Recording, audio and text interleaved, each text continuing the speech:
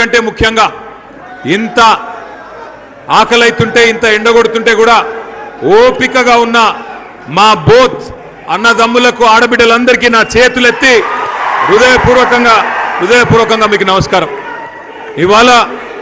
ఇవాళ కొంత బాధ అనిపిస్తున్నది, కొంత సంతోషంగా ఉన్నది.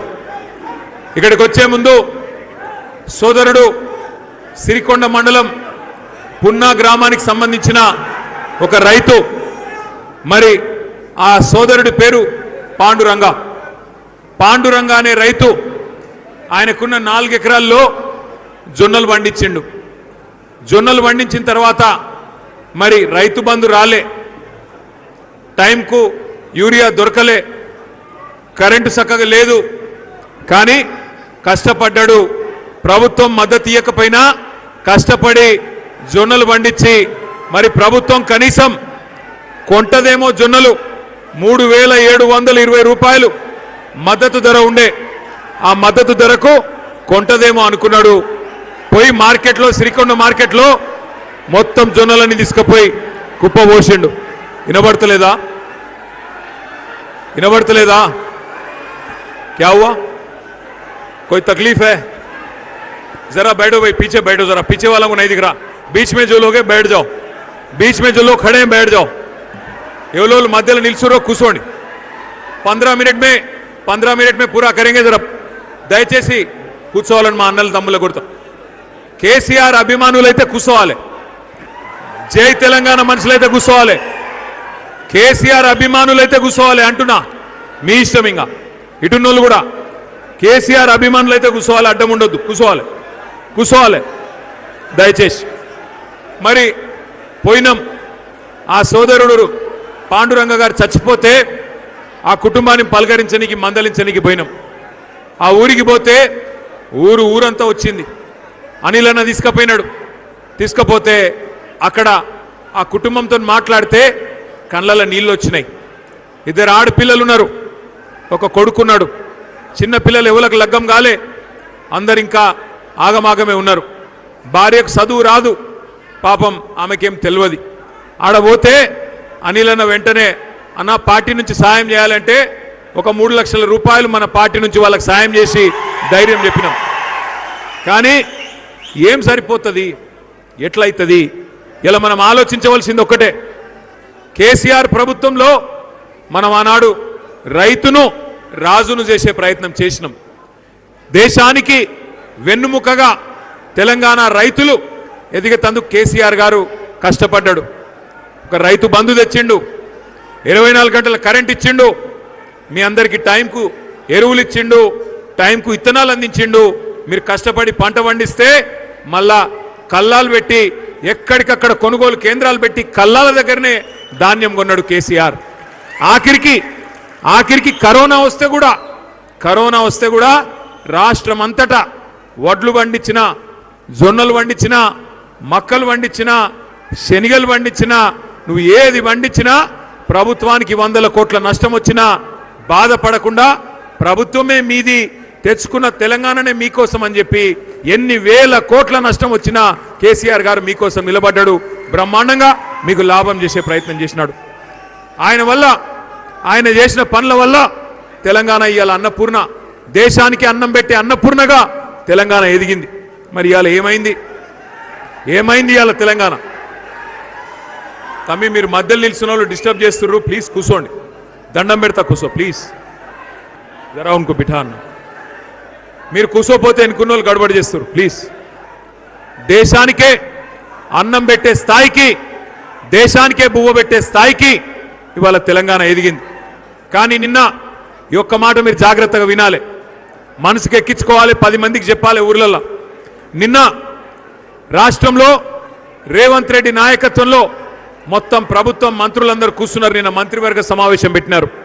ఏం చెప్పినారల్లా, ఏం డిసైడ్ చేసినారు అంటే, కేవలం ఈ కాడ నుంచి వచ్చే పంట నుంచి, ఈ కాడ నుంచి ఒక్క గింజ కూడా కేంద్రం ఇచ్చిన కోటా కంటే ఒక్క గింజ కూడా నేను ఎక్కువ కొనా అంటున్నాడు రేవంత్ రెడ్డి. అంటే ఏమిటిది? కేంద్రం గిన్న నేను 40 లక్షల క్వింటాలే కొంటా అంటే నేను అంతకంటే ఒక్క గింజ ఎక్కువ కొనా అంటున్నాడు. ఇలా రేవంత్ రెడ్డి ప్రభుత్వం.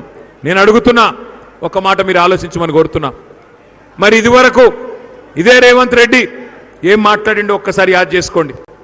ఈ రేవంత్ రెడ్డి గారి గురువు గారు ఆనాడు ఇదే తెలంగాణను ఇదే ఆంధ్రప్రదేశ్ను ఏలిన సమైక్య పాలకులు వాళ్ళ పరిపాలనలో మన తెలంగాణ రైతులను అరిగొసబెట్టినరు, ఆగం చేసిండ్రు.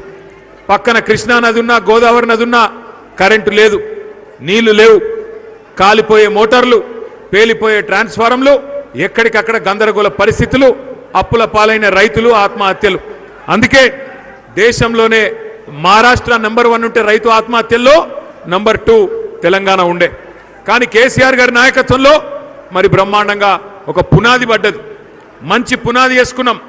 70 లక్షల రైతులకు 73,000 కోట్లు ఇచ్చిన నాయకుడు ఒకే ఒక్కడు మన నాయకుడు కేసీఆర్. గర్వంగా చెప్పుకోవచ్చు. రైతు బంధు ప్రపంచంలో ఎక్కడ లేదు. అసొంటి పథకం పెట్టిండు. 2 సార్లు రుణమాఫీ చేసిండు. 2 సార్లు లక్ష చేస్తే 29,000 కోట్లు దానికి ఖర్చు అయిందంటే 10 ఏళ్లలో 1,00,000 కోట్లు రైతుల ఖాతాల్లో వేసిన నాయకుడు మన నాయకుడు కేసీఆర్ గారు. మిషన్ కాకతీయ పేరు మీద చెరువులలో పూడిక తీసుకున్నాం. కాళేశ్వరం లాంటి ప్రాజెక్టులు కట్టుకున్నాం. అందుకే ఏమైంది, తెలంగాణ వచ్చినాడు 1,30,00,000 ఎకరాల్లో సాగు ఉంటే కేసీఆర్ దిగిపోయినాడు 2,30,00,000 ఎకరాలంటే 1,00,00,000 ఎకరాలు అదనంగా సాగులోకి వచ్చింది. భూమి బంగారం అయింది. రైతు సంబరంగా ఉండే పరిస్థితి వచ్చింది. కానీ ఇవాళ ఏమి జరుగుతూ ఉంది మీరు ఆలోచన చేయండి. కాంగ్రెస్ వచ్చింది. సరే, బోత్లో మీరు తెలివైన వాళ్ళు, మీరు అనుకున్నారు బోత్ నియోజకవర్గం వాళ్ళు, ఆసిఫాబాద్ వాళ్ళు ఏమనుకున్నారు, కాంగ్రెస్ వాళ్ళు ఎన్ని అడ్డమైన మాటలు చెప్పినా, బీజేపీ వాళ్ళు ఎన్ని దొంగ మాటలు చెప్పినా నమ్మేది లేదు, మాకు కేసీఆరే కావాలి, అనిల్ జాదవే కావాలని మీరు గెలిపించిండ్రు. కానీ ఆదిలాబాద్ వాళ్ళు ఆదమర్చిండ్రు, పక్కకు ఖానాపూర్ వాళ్ళు మరి వాళ్ళు కూడా కలువళ్ళు అయిపోయారు. అందుకే అక్కడ కాంగ్రెస్, ఇక్కడ కాంగ్రెస్, దేశమంతా వదిలించుకున్న దరిద్రం కాంగ్రెస్. దాన్ని తెచ్చి మన నెత్తిన పెట్టుకున్న పాపానికి ఏం జరిగింది ఆలోచన చేయండి. రాహుల్ గాంధీ పెద్ద మనిషి కాంగ్రెస్ పార్టీలా, ఆయన వచ్చిండు ఢిల్లీకి వెళ్ళి, వచ్చి ఏం చెప్పిండు, రైతులకు అన్ని పంటలకు నేను బోనస్ ఇస్తా, నువ్వు దొడ్డు వడ్లు వండించినా, సన్నవడ్లు వండించినా, పత్తి వండించినా, జొన్నలు వండించినా, మక్కలు వండించినా, మిర్చి వండించినా, సోయా వండించినా కింటాల్కు 500 బోనస్ నేను ఇస్తా అని చెప్పిండు. దొడ్డు వడ్లకు కూడా బోనస్ అన్నాడు. కానీ ఇవాళ దొడ్డు వడ్లకు లేదు, సన్నవడ్లకు మాత్రమే అని మళ్ళా మాట మార్చిండ్రు. మాట మార్చి నాకేమైంది, 40 రకాల సన్నాలకు ఇస్తామన్నారు మొదలు. కానీ నిన్న చెప్తున్నారు 40 రకాల సన్నాలు కాదు, 7 రకాలకే ఇస్తాం, అంతకంటే ఎక్కువ ఇయ్యమని చెప్పి మళ్ళొకసారి రైతుకు మోసం చేసే పరిస్థితి. అదే మన ప్రభుత్వం ఉన్ననాడు మక్కలు కొన్నాం, శనిగలు కొన్నాం, కందులు కొన్నాం, జొన్నలు కొన్నాం, వడ్లు కొన్నాం, 1-2 కాదు, సోయాబీన్తో సహా అన్ని కూడా కొన్నాం. పంజాబ్ను దాటిపోయి నెంబర్ 1 రాష్ట్రమైనం. మరి వ్యవసాయం దండుగా అన్నోళ్లను పండుగ చేసి చూపెట్టినాం.